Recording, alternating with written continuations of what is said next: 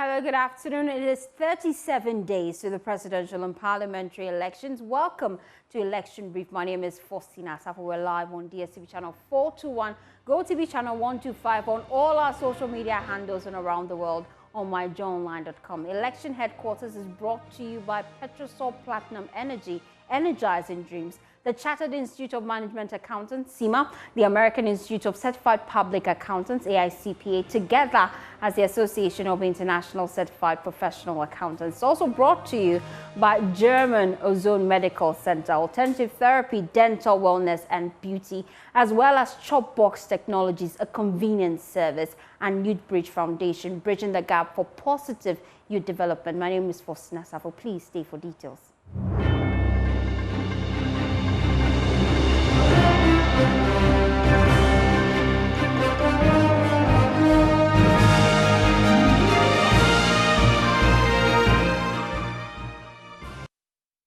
Thanks for choosing us. We are your home of independent, fearless, and credible journalism. Now, it's been 48 hours since the passing of the presidential candidate of the Ghana Freedom Party, Ekweadonko. Article 50, Section 4 of the 1992 Constitution states that in the event of a candidate's death after nominations but before an election, a 10-day extension is granted for the affected party to nominate a new candidate. Now, this provision takes effect following the passing of Ekweadonko. The Electoral Commission, we know, has suspended the printing of the presidential ballot papers and has directed GFP to submit a replacement nominee. Now, whilst we await that, let's explore the implications to the upcoming polls, especially because the EC served notice that as at the time they suspended the printing of the presidential ballot papers, it was near completion. Well, join me in the studio is a popular face. Now, some few months back, his name featured in every major news bulletin in Ghana. He's smiling as we speak. The discharged and acquitted third accused in the controversial ambulance case, Richard Jakpa.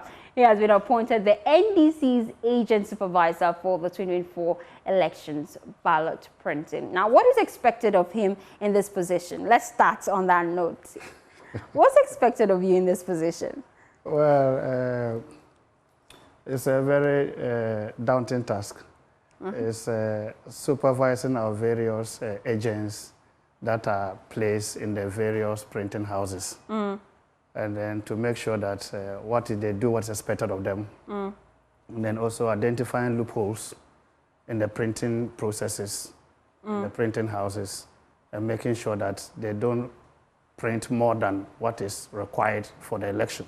And that nothing untoward happen on the blind side of our agents and also NDC, thereby compromising the election and the results.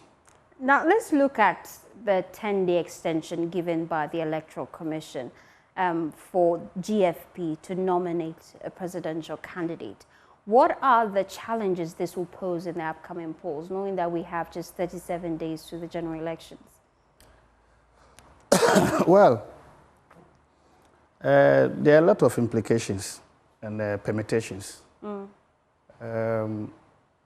We have picked very credible intel of our opponents doing whatever they can behind the scene for GFP not to present, not to replace Ekweadonko. No, she's passed away, and then the party needs a new flag bearer. So they are working behind the scene to make sure that they don't present a replacement to the EC. And if that happens, there are a lot of implications. And you know, this political game, nothing is straight. Let's highlight the implications. What are the implications? The implication is that, one, the EC, if that should happen, whereby GFP doesn't present a flag bearer within the stipulated 10 days, it means that they are not going to be contesting the presidential election. What it means is that Electoral Commission may come and say, okay, DFP didn't present a flag bearer, so we are shifting the positions. You know, GFP is number third on the ballot. On the ballot. So it means every other number on the ballot will be affected. Will be affected. They will all have to be shifted up. So NDC from 8 will come to 7. And it will just continue like that. And that's what you are contesting? Yes. And that has a lot of implication. In a sense that you spend millions and millions and blood and sweat campaigning for that position since it came out. And it's in the mind of all Ghanaians, and a lot has gone on. And all the political parties have spent a lot on that. So to change, to let it affect from third downwards to the last would be unfair. That to me, you have to spend a lot of money again trying to to sensitize Ghanaians. A whole lot of money you'll be spending and effort across the country within a short period of time. These are presumptions. That is under the assumption that the GFP fails to present a candidate. But then, in this your new role. well, let me finish with what. Okay, make your point. So the issue is that if that's one side, then EC has options. If that should happen, they can either decide that okay, we are going to maintain the presidential ballot as it is because we've already finished printing, almost finished printing. And that's a lot of money. It may cause huge financial loss to the state. So we'll just maintain it that way. They don't want to present a presidential candidate, so we'll go like that. Whoever votes for Ekwadonko will become a spoil ballot. That could be another option. Or we will reprint again, spend a lot of money, print the whole presidential ballot again, and then Ekwadonko's party's area will make it blank. No picture, nothing, blank. So I will still maintain the positions. Okay. That can be. But then how effective will that be when it comes to saving costs for the EC? Because if we're just leaving the place blank, we might have as well just gone with the initial Yes, that's what I'm saying. So for me, from my perspective and analysis, yes, it's happened. The time is too short. A lot of financial implication. Well, we've been millions and millions printed. So it's a lot of financial implication. So you can just maintain as it is. The implication would be that we may have the spoil ballots may increase because people may vote for her, and then that would be a spoil ballot. So you have to juxtapose that against the financial implication to the country. And then if you also say that you are going to take that party off, then means you have to shift the parties. And of course, we will not accept, a lot of parties will not allow or will not accept that because to only benefit the first two parties. So would you be comfortable if every number on the ballot is changed? Probably we do a new balloting. That is what I'm getting to. That's what the NDC is comfortable with. Yes. Well, that one, we don't have the playing field to be level. It means that we'll all go and do a new balloting. The first balloting is null and void because one candidate is out. So we do a new balloting to affect everyone, every political party. Then the playing field will be leveled. I hope you're getting the options available. So EC has to make a decision on this, taking into cognizance all the other implications and the permutations to create a level playing field, reduce the tension in the country, and then we can all go to election knowing that we've been treated fair. Let's look at your new role. I'm quite interested in that, and just coming from your high-profile case, how has it affected your discharge of your responsibility, seeing where you are coming from and now being in this position? Oh, well, nothing at all. I'm just doing work, doing my normal thing.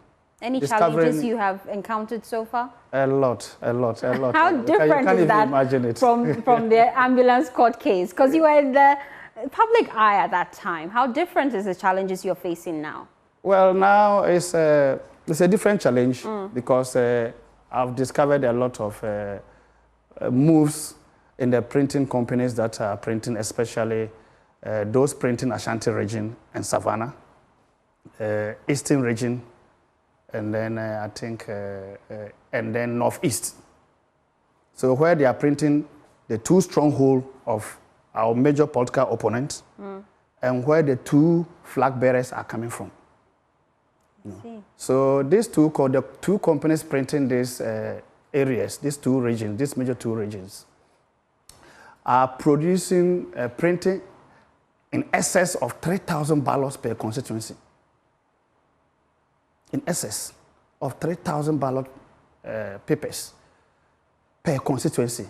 So look at Ashanti region where you have about 47 constituencies. times 3,000 by 47. So you can see the excess they are printing. And they claim it's for internal printing operational losses. That's what they claim. After they've gotten the EC figures, this is what they print per constituency to take care of the operational losses. But when you go to the other printing press, they are nowhere near that figure. So you ask yourself, why is it that there are two strongholds? And where the flag bearers are coming from? And is this a concern the NDC has tabled before the EC? Yes, of course. Because in this game, it's not black and white. It's a gray color. It's a gray color. And you must have the eye to see through the gray color and know what is happening behind the scene. So it's too much of a coincidence to have their two strongholds and where the two flag bearers come from, printing in excess of 3,000 per constituency as internal printing house operational losses. Then your agents, they ought to be vigilant on the ground. Yeah, so it gave me a lot of concern. And then I had to confront it and put in measures, countermeasures to deal with that. What measures are these? The measures are that, whilst they are printing, they have stains on some of the ballot papers, the sheets, ballot papers. Some are crumpled. They have double serial numbers on some, so they take them away. And then they have to take the excess that they've printed to replace. Before I put in the measures, I discovered this and put in the measures. They will call our agents and then they'll say, okay, these are spoiled ballots for the day. So we are going to shred them. Then they will send them to the shredding machine and shred them without counting the spoiled ballots, of which they replace some from the excess. So if at the end of the printing, they tell you that the excess, you are left with only 20. And you say, but you printed about 3,000. Why are you left with about 20? They say, oh, we shredded them. You were the one who was shredding them. But the issue is that you didn't count. I don't know whether you are getting the point. So I said, look, from now on, you have to count all the spoiled ones you are going to shred. Document it before you shred them, so that we can deduct it from the excess that you claim is for internal operations. They will know what is left, and then we can shred them too, so that there won't be not even a single ballot is missing. Every single ballot must be accounted for in your operation. I am not going to fight you about how many you print for your operational losses, because the efficiencies of your companies may be different. But these are the countermeasures to make sure that we are protected. Those that you've shredded past before I detected this, they are gone. But to check and be sure that nothing untoward happened, we will demand for the full CCTV coverage, because you have 24-hour CCTV coverage in the work you are doing in all the places of the printing houses. We will demand for it from the beginning to the end of the duration of the printing, so that we can audit it and see whether there is anything that happened on the blind side of our agents. And I'm much concerned because, you see, in 2020, the agents were 2 per shift. The printing house, when they start, is 24-hour printing. So we had 2 shifts, or 3 shifts, 2 agents per shift, so making it 6. But this time around, for diabolical reasons, they decided that we are reducing your agents to 1. So you have only 1 agent per shift, and we have 3 shifts in a day. So 1 agent in that big printing house with so many phases of printing, all happening simultaneously. So they are printing for a constituency, they finish printing, it moves to serialization. While they are serializing, another printing for another constituency is taking place. Then from there, it's going for cutting, it's going for stitching, it's going for binding, it's going for sorting. And some of the printing companies, for example, Bulk Press, where they do the sorting and binding, it's in the first floor, whilst the printing is on the ground floor. And once the sheets or the ballots get to that level, it's live. Live in the sense that all the security codes are on it, the serial numbers are on it, ready for voting. And it's on a different floor. Whilst our agent, you have only 1 agent, and it's on the ground floor checking that you don't overprint. You don't over-serialize. Have you tabled your concerns to the Electoral Commission? No, I've tabled that. And we've told Mr. What Kisi. response did they give? And Mr. Kisi said, oh, those years you are talking about, it was a convention, it wasn't a law, and it wasn't right. So we don't want to congest the printing houses. That's to reduce you all to 1 agent per shift. And I said, okay, if that is your excuse you are giving us, can you explain to me why you are having 2 national security operatives per shift, 2 NIB, which is former BNI, per shift, making them 4 per shift in the printing houses, if you are complaining about crowding? And there are no stakeholders. The stakeholders in this process is the police, the political parties, the printing houses, and EC. 4 are the stakeholders.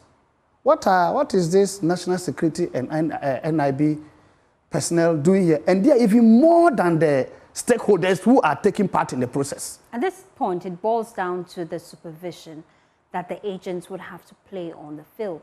I would want to find out from you, as the supervisor, do you trust all the agents you have deployed to this printing press? Are you sure they are all loyal to the NDC? Well, you know, I don't work alone. People have their roles. They've done their vetting. They've done everything before engaging them. I also have my role. I don't work with trust. You don't trust anyone? I don't work with trust. I deal with checks and balances. Trust belongs to the religious people. They can deal with trust and those things. Me, I don't deal with trust. Me, I deal with checks and balances, procedures. With your checks and balances so far, are you on the safe side? For me, for now, I'm comfortable. I'm okay. I think we are okay with what is happening now. Because they are accounting for everything, every single sheet. The printing houses know that we'll go through their CCTV cameras. But then we've made a request to the EC to increase the agents to 2. Because we are giving mental stress to our agents. Now, what they do is that, for example, as supervisor, I go to the printing house. EC says you are not allowed to enter the printing room. So you stay at the reception or the car park and call your agent to come out and come and meet you to brief you what is happening there. And you know the trick there. The trick is that you have only 1 agent. And there are so many things happening at the same time in different places. Already, he can't cover all. So he may only focus on one place. After some time, he may walk to another place. So there's a problem there. Now he will have to leave the printing house, the printing engine room, and come to the car park or the reception to come and brief me. Whilst he's coming to brief me, you don't have an agent in the printing room there. Are you getting the game? You see the trick? So there are gaps. Gaps, deliberately created. So if the man is supposed to go and urinate, he has to leave the printing place there and go and urinate. If he's supposed to go and eat, he can't eat inside the printing place. He has to come out and nobody will be there. If he's supposed to go and drink water, he has to leave the place, nobody is there. And when you complain, Mr. Kisi will tell you, oh, but it applies to all the political parties. But here is the catch. When the MPP pooling agent is to meet the supervisor, they have a backup because they have national security 2 operatives, NIB 2 operatives inside the printing house permanently. But that will be under the assumption that these individuals are loyal to the MPP. We and I know that the government is MPP. It's a political party that forms a government. I hope you understand. Good. They form a government. And what is even surprising to me is that those national security operatives that they've put there, 2 for national security, 2 for NIB, which is former BNI, they are carrying this laminated tags hanging on their neck. With national security written on it, no name, no picture. Are you getting the whole game? So you can identify them. They do anything, you can identify them. They can even remove the tag, that laminated tag, and hang it on the neck of anybody to come the next day and come and work. And I've done my checks, and a lot of them are party boys. That national security is covering them up by hanging those tags on them. That's why they don't want to print their names and put their pictures there. I'm sure you've tabled all these concerns to the EC. Should they fail to heed to your demands in that letter you have sent to them, what's next for the NDC? No letter has been sent yet. I have complained to my superiors that this is what I've detected. Okay. And this is the motive behind it. So at this point, we're just at the talking stage. Nothing official has been done. Well, I've informed those that matter. Okay. As to how they will take it up officially, that is, they have their responsibilities. I have mine. We all play our role. So I cannot dictate to them. I've observed something which is my expertise. And I've seen that this is what is happening, and this is the motive behind it. On the surface, it looks clean, and he will give you that excuse that to decongest the printing house. But that is not the reason. The main reason is what I've just told you, is to create gaps that they can exploit and to mentally stress our agent. He can't cover everywhere. And then the National Security Operative and NIB, they are monitoring our agent's movements. He's standing at the printing place there. Then they can tell the other guys, okay, he's standing there. He's not at where they are doing the binding, where they are doing the sales. So whatever they want to, they can do. Okay, he's coming. They will inform. So they've put all these measures in place. As we wrap up the conversation, really, we know that the EC has halted the printing of the presidential ballot, but the parliamentary ballot still is ongoing. It's still ongoing. How is the process so far? Oh, smooth. It's still going on as expected. And because we put in these measures, our agents are on top of their game, and they are monitoring everything. Even though the National Security and the NIB operatives are not comfortable with my presence in the printing houses, and they are always confronting me there. But that will not change anything. How does freedom taste like? Oh, my dear. I'm sure Just as you feel. Oh, this new role, is it a way for your party to commend you for your hard work? Oh, I'm a stakeholder. I'm doing what is required of me. People are also contributing. Some are even contributing more than what I'm doing. But just that they haven't, their contribution hasn't come out yet. They are doing worse than I'm even doing. Doing more, contributing more. So we are all contributing in our own small way. You know. The discharged and acquitted Richard Jakpa, my guest, this afternoon on Election Brief. Do stay with us. We'll be back with more stories.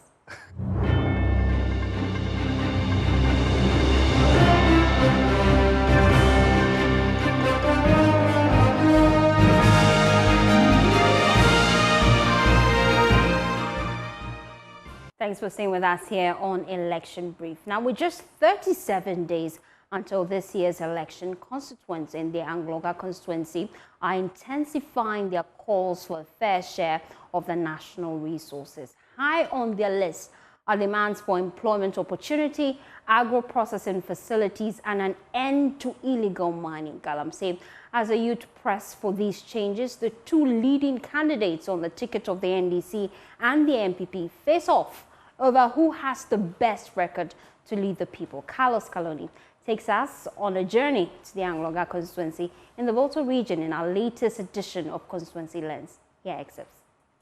For about 32 years, the NDC has dominated this constituency. Will that change this year? We don't know. But that's why we are here to speak to the constituent to understand the key issues that will inform their vote in this election. I can see like NDC dominated for quite long. Since 1992? Yeah, sure. But there are no developmental projects in our constituency. And first of all, we promised Harbour for some years now, but up to now we are not seeing anything or any change. So those are the things that we are looking forward to. Yeah, and also at least like we should have something like a tomato processing factory.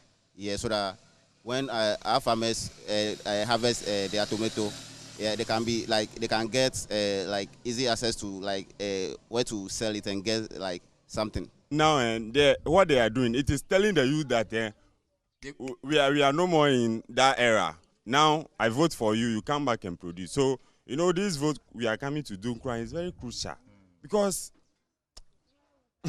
just to cut a long story short, they should know that we need development. They have to end Galamsey because we the children or we the youth, we will become the future leaders, and inadequate of water and most of the things, the fishes and the most of the living things in the waters will die. So they have to end Galamsey before we vote this year because it will disturb us with the youth in the future. Okay. Apart from the Galamsey, do you have any other issues of concern for you in the Anglo constituency, to be specific? Unemployment and education. Most of the boys and most of the youth are not going to school. And some of us we graduate, but we are still in the house. We didn't go to school yet. So we want the government to look to take the education and the unemployment into consideration. Now the youth are looking for work. They cannot get work to do. I could see all darkness on the streets, and we can't be in darkness. I am using 5% of the 100%, and I've nominated all doses that I've listed. And for him, he is having access to the 95%, the IGF, and the D part, what have you. He has, look. So you think he has failed? Oh, he might not have failed fully, but he has failed partially. So give us a range on a scale of 1 to 100. Where will you place him? For him, around 46. 46. Yes. Okay. Where do you think he has performed or he has failed? I will also not say whether he has failed or not. But when I want to mark him, he's below average. So which mark? He's giving you about 40. I will give him 35%. Okay, which means in your opinion he has underperformed. He underperformed. And so from the Angloga constituency, this has been your constituency lens from the Volta region. I am Carlos Kaloni. The full episode of Constituency Lens airs later today at 8:30 p.m. Do make a date with us here on the Joy News channel. Now, away from that, the MPP flag bearer, Dr. Mahmoud Bawumia, says his decision to introduce a women empowerment fund instead of a bank is premised on the difficulty people go through to access funds from banks.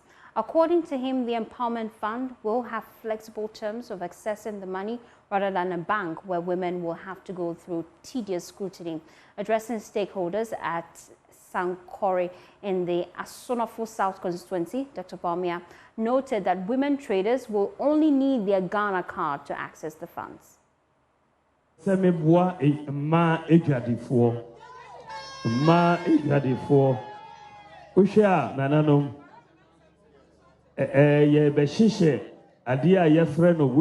Trade Empowerment Fund. Sano ye de sika in terms of soft loans And